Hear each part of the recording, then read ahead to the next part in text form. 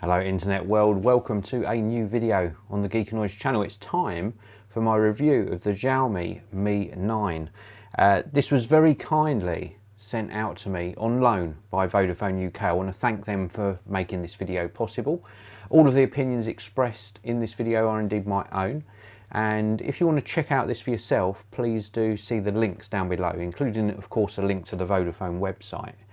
Now, for those of you who are unfamiliar with my reviews, I do my smartphone reviews from a real-world user perspective. They're nice and relaxed. I'm not going to cram it full of specifications. I will tell you the main specifications. I'm just going to tell you my experience with this and how I found using it over the past few days, and my sort of experience with the Xiaomi overlay on Google Android as well, which is a new experience for me. Now, this is a live broadcast as well, so if you've got any questions at all throughout the video, please do pop them in the live chat. If you want your question or comment highlighted, you can use the super chat. And if you're watching after the live broadcast, you can use the regular comment section below. So this is a really nice feeling smartphone. I didn't know quite what to expect because it's an unknown brand to me. Obviously, I knew Xiaomi existed. I don't think I've reviewed many, if any, of their smartphones before, but they're more readily available in the UK now. And this is the Xiaomi Mi 9. It's a very, very nice looking smartphone with a great 6.3-inch screen. And that screen's running a resolution of 1080 by 2340. It's also got some nice cameras on the back, as you can see here. Plenty of cameras on the back here. And of course, a camera in that teardrop style notch on the front. The main camera is 48 megapixels, or capable of capturing 48 megapixels, maybe through some software as well. I'm not sure if it's optically or sensor based 48 megapixels.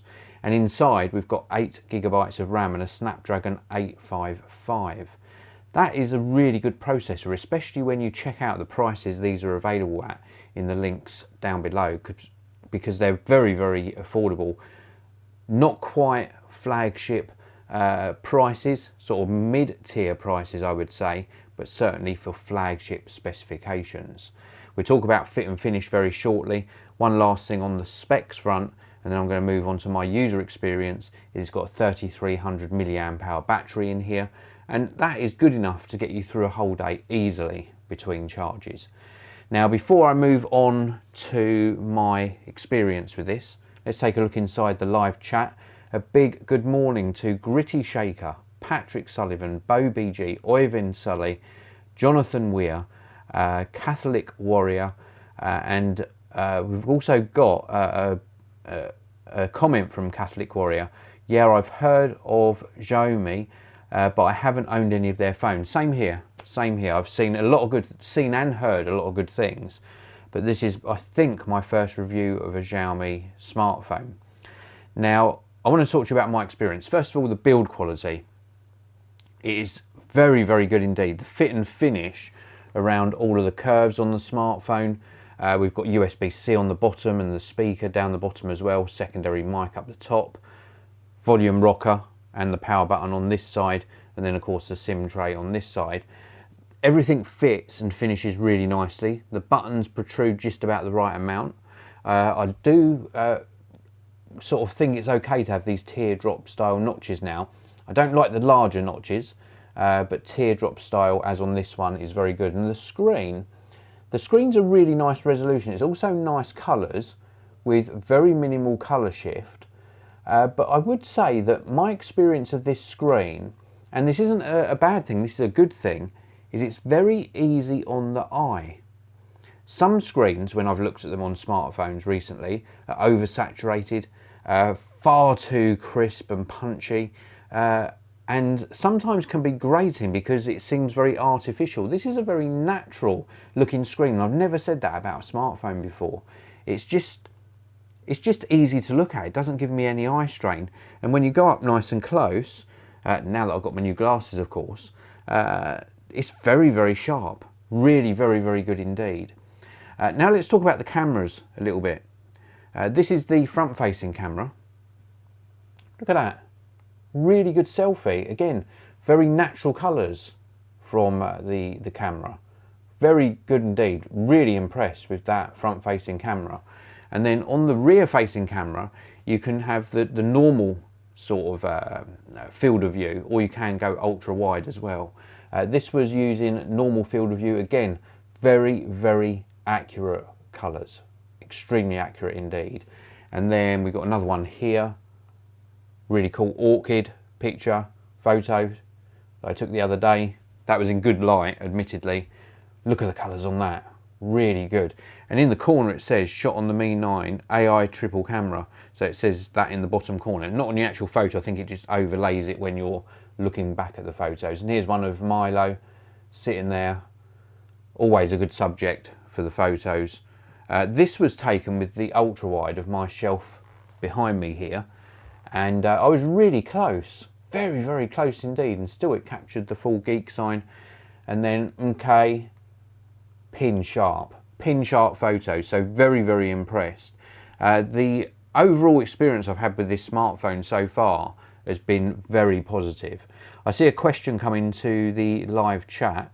Catholic Warrior, is that a review unit or is that one you've bought? This, as I said at the beginning of the video, this was really kindly loaned to me by Vodafone UK to make this video possible. And again, just to remind you, if you want to pick this up on contract, there are links to the Vodafone website below. There's also some links to where you can pick up accessories for this as well, if you want to check those out. A big good morning to Eric Carter and also MQuam Reviews, both in the live broadcast. Thanks very much for tuning in, guys. I really do appreciate it. So let's talk a little bit about the performance on this and the user interface, which is very different to what I've been used to. We've got this like very different animations when you click on icons or tap on icons, extremely different to what I've been used to. And it takes a bit of getting used to it. Indeed, even in the settings panel, it took me quite a while to find some of the settings that I'm used to finding very quickly on other smartphones. Xiaomi have set these out quite differently on their smartphones. Now that's not a bad thing necessarily, it just takes a little bit of getting used to. Something else to mention is the SIM tray supports dual nano SIM cards, which is very good. And the overall performance on this has been exemplary. It's been so snappy and feels like a very smart smartphone. Excuse the pun. MQuam mentioning in the chat as well that this is a great phone. Indeed, I tend to agree. I've been really impressed with the fit, the finish, the build quality, the battery life, the screen quality, which as I mentioned earlier is very easy on the eye, but still a really nice resolution. And the performance is top notch. Now only time would tell if that performance remains, because I haven't used this for long enough yet, but certainly early days, this is a really good smartphone and much more affordable, as I say, mid-tier prices, but with flagship specifications. So that's it for this review. Catholic Warrior also saying that's like the iPhone animations. Indeed, it seems similar, referring to when we open up sort of app drawers like this. It's very similar, but they seem to have slowed down the transition, so you can definitely see the transition or animation happening. I quite like that. Some people would prefer it to be more snappy. Maybe you can speed that up in the settings. So that's it for this review. I hope you enjoyed it. If you did, please do hit that like button. If you've got any questions or comments, leave them in the comments section below.